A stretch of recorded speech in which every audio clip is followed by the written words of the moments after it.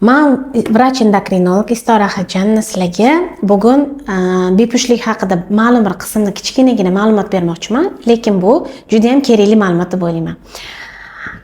Ko'pinchalik bepushtlikni ortida bir necha vaziyatlar yotadi. Ayniqsa mana uy birinchi bo'lib qanaqa quriladi? Uy qurilayotganda albatta birinchi somon suvoq qilinadi, o'sha tekislanadi, hamma narsa quriladi va shundan keyingina uy mustahkam bo'ladi. Demak, organizmimiz ham farzandni dunyoga keltirish uchun hamma mikroelementlarni, hamma narsani to'g'rilagan holatda bu ishni bajaradi va agar ayol organizmida ferritin pastligi, qalqonsimon bez gormonlarini pastligi, umumiy olganda organizmda ma'lum bir dirkali, ya'ni teshikchalar bo'lsa, bu holat umuman to'xtaydi va homilador bo'lishlikka tayyorgarlik jarayoni ham hattoki bo'lmaydi. Ayol hayzni har xil davrda ko'radi va hayz sikli buzilishlari bilan birga kechadi.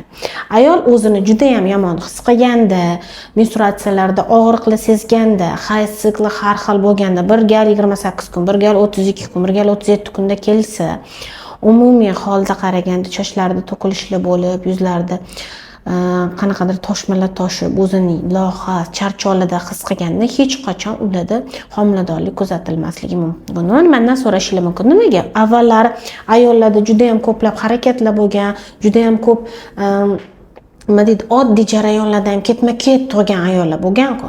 Albatta bo'lgan. U ayollar juda ham mustahkam immunitetga ega bo'lgan.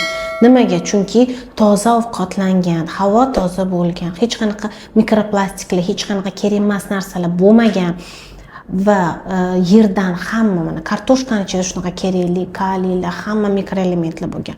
Oddiy uzumdan, shundoq shingilidan uzib yeyilsa hech qanaqa keraksiz mahsulotlari bo'lmagan, hech qanaqa seliterlar bo'lmagan va ayol organizmi shundoq to'yingan mikroelementlarga. Har doim kirlarni yuganida tuxumdonlar ishga tushgan, pollarni qo'llari bilan artganda hamma joyda sog'lomlik darajasi, energiyasi baland bo'lgan va shuning uchun ham bu ayolda emotsional zo'riqishlar kam bo'lgan va bunaqa insonlarda kasalliklar kam bo'ladi va homiladorlik juda tez barpo bo'ladi.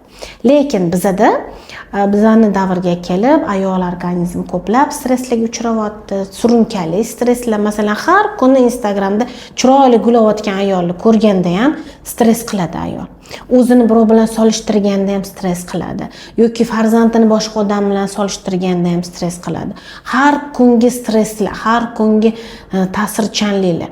To'g'ri, avvallari ham bu ayollarda bo'lgan, lekin bu darajada emas. Bu darajada kuchli ayolga ta'ziqlar kelmagan va ayolda bunaqa katta mas'uliyat bo'lmagan. Umumiy olganda stresslar ko'p bo'lmagan, nimagaki bu ayollar juda tez stressga chalinuvchanlikni tez buzishgan, ya'ni harakatlari ko'p bo'lgan, stress qilishga vaqti ham bo'lmagan, bolalari bilan ovora bo'lgan, har kungi ishlari bilan ovora bo'lgan, o'ylashga ham hattoki vaqti bo'lmagan. Shuning uchun ham bu proseslar juda ham kuchli darajada ayol organizmiga ta'sir etmagan. Hozirda esa ayollarda vaqtlari bor, tez o'ychan bo'lib qolishgan va psixik jarayonlar hozirgi paytda birinchi o'rinni egallamoqda. Ya'ni ayol organizmida ham, erkak organizmida ham ruhiy holatning o'zgarishlari kuzatilyapti.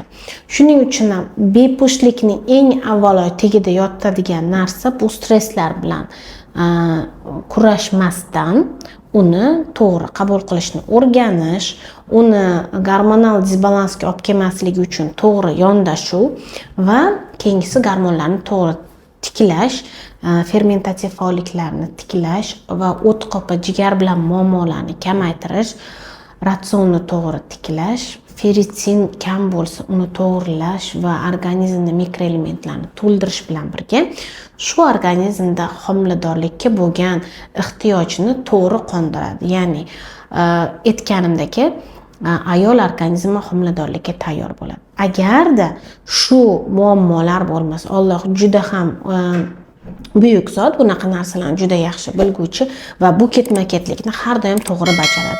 Shuning uchun men sizlarga aytmoqchi bo'lgan narsam nimaki, har doim birinchi homiladorlikni rejalashtirayotgan bo'lsangiz, mani bolamda hech qanaqa kasalliklar bo'lmasin, ertaga hech qanaqa keyinchalik nutqda buzilishlar, yurishda buzilishlar, DTP, yurak kasalliklari va immunitet pastligi, har doim bola bilan muammolar bo'lmasin desangiz, albatta birinchi homiladorlikni tiklash jarayonidan boshlash kerak va ayol organizmi o'zini birinchi tiklab, ferritinlarini to'g'irlab, keyingina homiladorlik bo'lishi bu ayol organizmiga eng to'g'ri yechim bo'ladi va ayol organizmi bu narsani qabul qiladi. O'ziga yetmagan narsani hech qachon bolaga bera olmaydi. Shuning uchun ham homilador bo'lmaydi.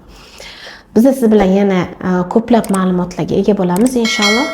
Menga ulanishni va meni kuzatishni davom eting.